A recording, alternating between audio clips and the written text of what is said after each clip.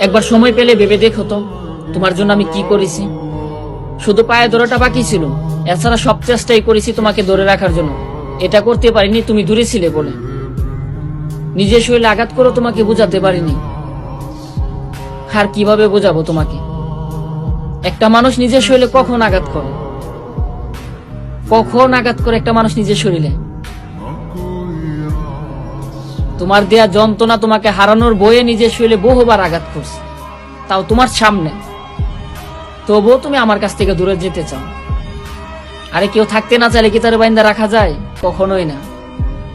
জোর করে আটকানো যায়, কিন্তু জোর করে মানুষের মন বাইন্দা রাখা যায় না। তোমাকে বলেছিলাম তোমাকে না পেলে আমি মরে যাব।